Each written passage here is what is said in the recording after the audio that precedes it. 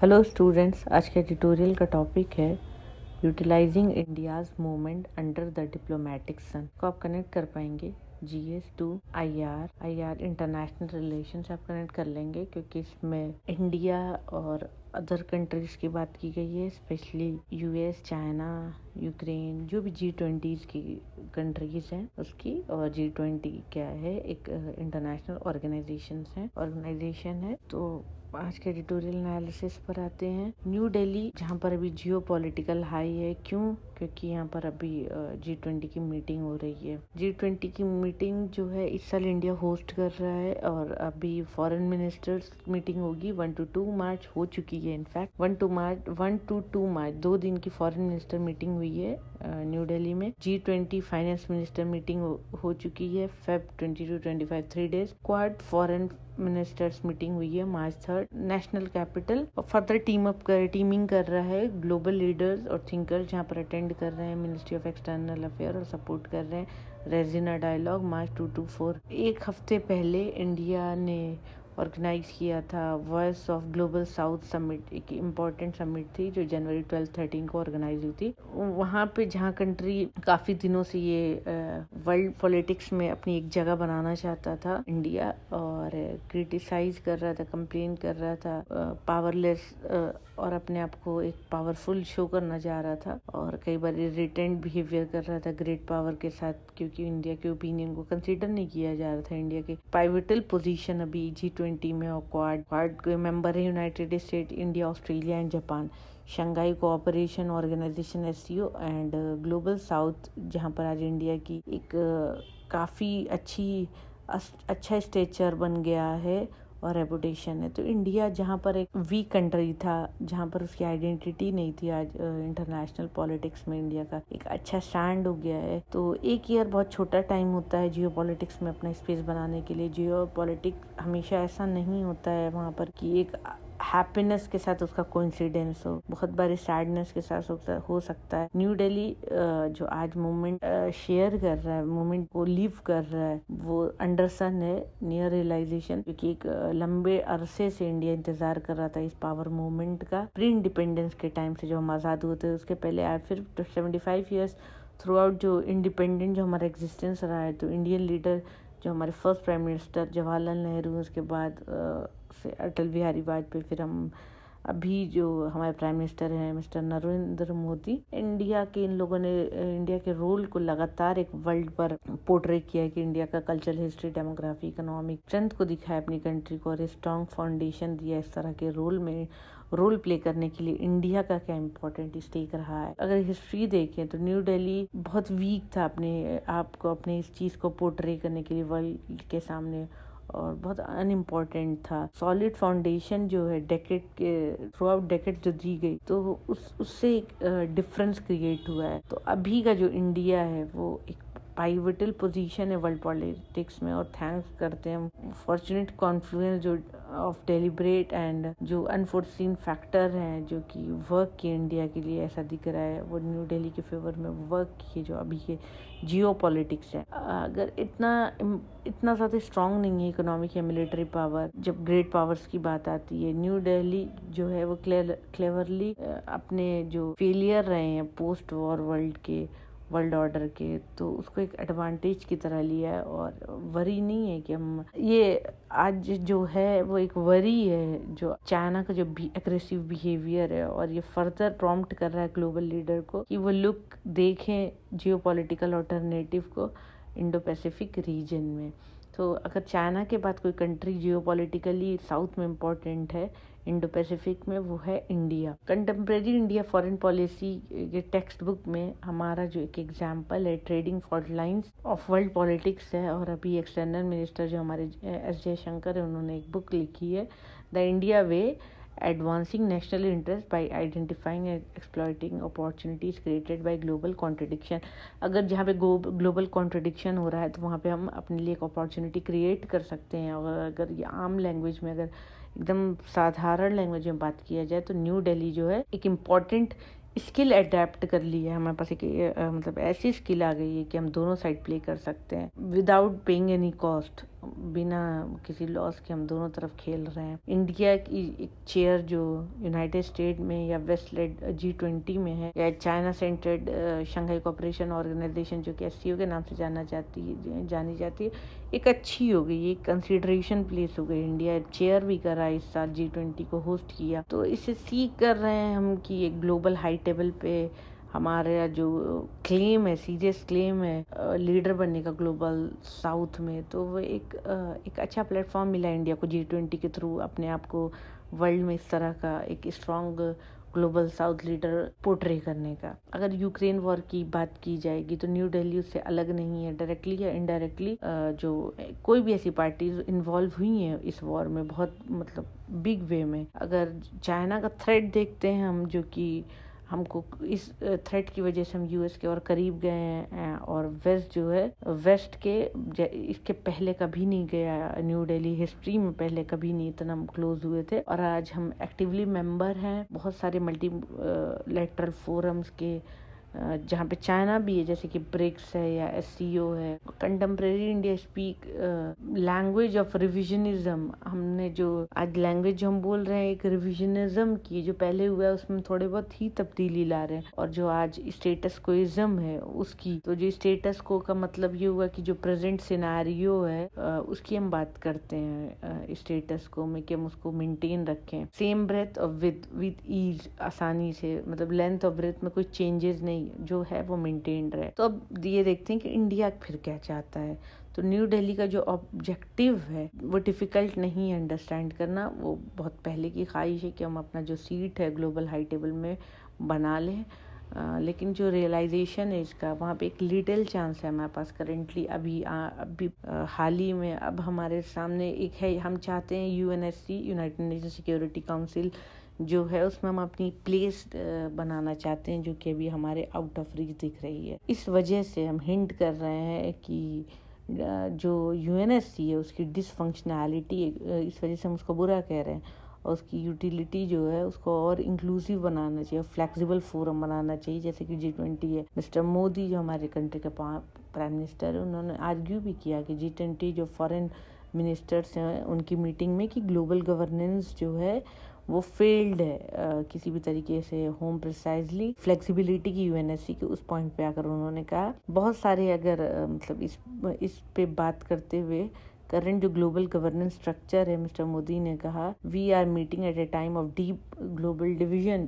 आज के टाइम पे हम जो कंट्री में जो रह रहे हैं, पूरे वर्ल्ड में जो रह रहे हैं, वहाँ पे एक ग्रेट डिवीजन है। We have responsibility to those not in this room, और इस तरह से हम अंडरस्कोर कर रहे हैं इम्पोर्टेंस को G20 के, जिसमें इंडिया का और इंडिया के रोल को। इवन दो जब मीटिंग एंड हुई तो जॉइंट स्टेटमेंट जो था थैंक्स कर रहे थे, जहाँ पे हम यूक्रेन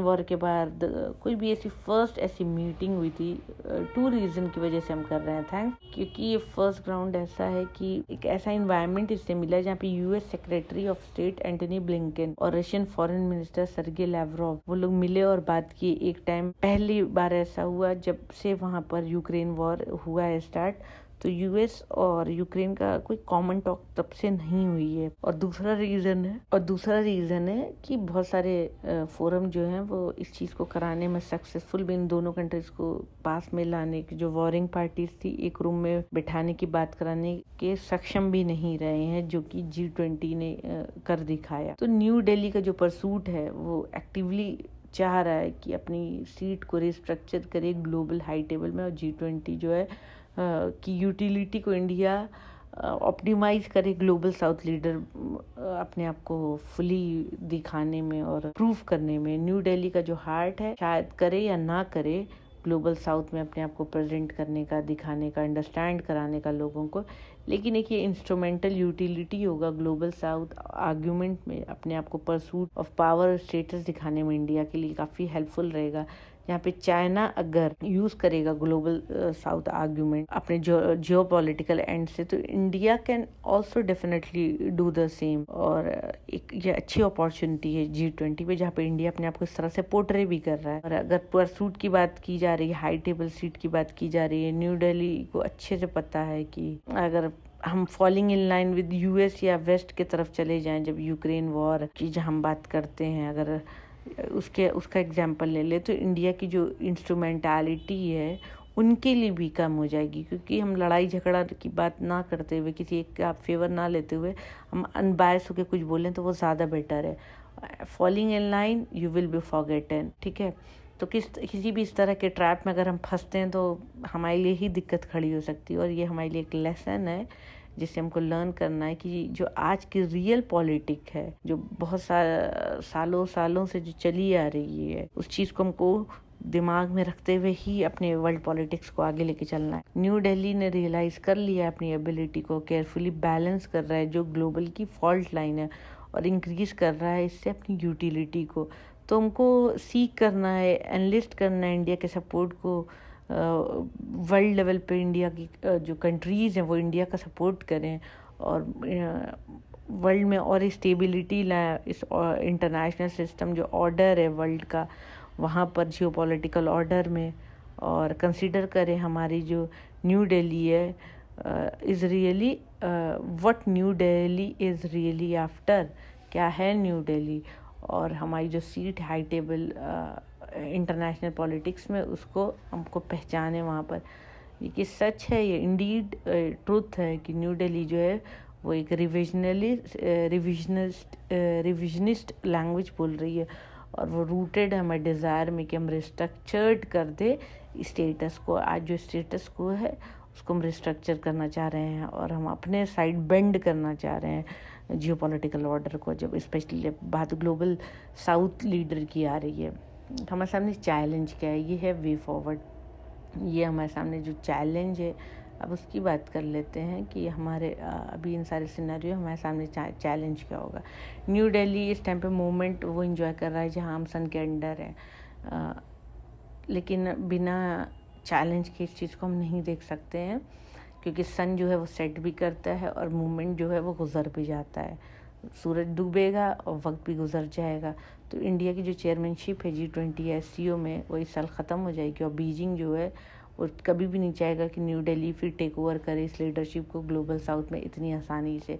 इस वजह से न्यू दिल्ली को यूज़ करना चाहिए अपने इस क्रूशियल ईयर को फर्दर स्ट्रेंथन करने के लिए, अपनी स्ट्रैटेजिक पार्टनरशिप का और जियो पॉलिटिकल कंसेशन के लिए सीख करना चाहिए, और किसी भी तरह और इस तरह का स्ट्रक्चर बनाना चाहिए जो इन्हांस करे इंडिया की नेशनल सिक्योरिटी को। जियो पॉलिटिक्स में इंडिया की जो नेशनल ग्लोरी है वो ज़रूरी नहीं है कि वो एंड्योर करे एक आउटकम को, वो ज़रूरी नहीं। और सेकंड नंबर पे जो हमारे इम्पोर्टेंट चैलेंज होगा वो पर्टेन करेगा ऑप्टिक्स ऑफ फ्रेमिंग में, कि क्या हम किस तरह का हम अपना वो आइडियोलॉजी या अपना जो प्लान है वो किस तरह से फ्रेम कर रहे हैं। तो क्या न्यू दिल्ली जो होगा दोस्त बनाने में ड्यूरिंग डिप्लोमेटिक हाई जब मिल रहे हैं हम, तो वहाँ दोस्त बना रहे हैं या ऑफेंड कर रहे हैं ज़्यादा कंपेयर टू दोस्ती बनाने में, कुछ लैंग्वेज जो होगी वो इमिनेट करती दिखाती है न्यू दिल्ली के रिस्पांस को वेस्टर्न या यूएस स्टेटमेंट या क्रिटिसिज्म को लेके।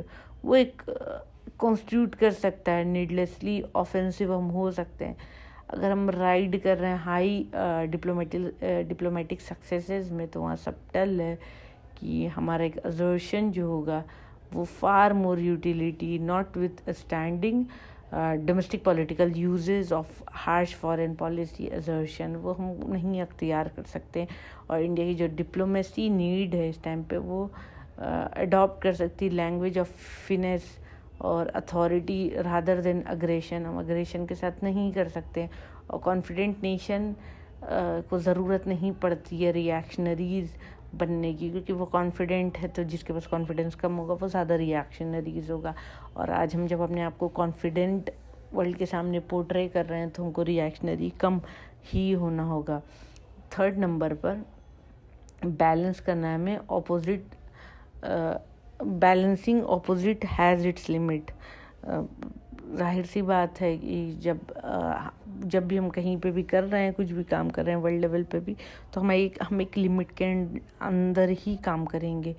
जहाँ पर हमको हर तरफ से अगर खेलना है तो हम and up making strong strategic partnership, जिसके साथ हमको डील करना पड़ सकता है। हम बहुत बार एंड अप नहीं कर सकते हैं एक स्ट्रॉन्ग स्ट्रैटेजी पार्टनरशिप बनाने में, और हम एड करें अगर कुछ मेजर रॉन्ग कर दे रहे हैं हम फ्यूचर में, या हमारा फ्यूचर कॉन्फ्लिक्ट हो जा रहा है चाइना से बड़ी कंट्री से, तो हमको उस सिचुएशन में ब्रिजिंग जो वर्ल्ड पॉलिटिक्स जो डिवाइड है उसको हमको जो गैप है उसको कम करने में, रिड्यूस करने में हम कैसे हेल्प करेंगे, ये एक नोबल टास्क है। और इनडिसाइसिवनेस जो है वो हमेशा हेल्प नहीं करती है हमारी किसी भी पार्टनरशिप को चलाने के लिए। हमेशा हम शांति चुप रह कर ही नहीं जवाब दे सकते। कई बार वर्ल्ड में अगर हमको अपनी जगह बनानी है तो हमें अपने सही गलत के स्टैंड को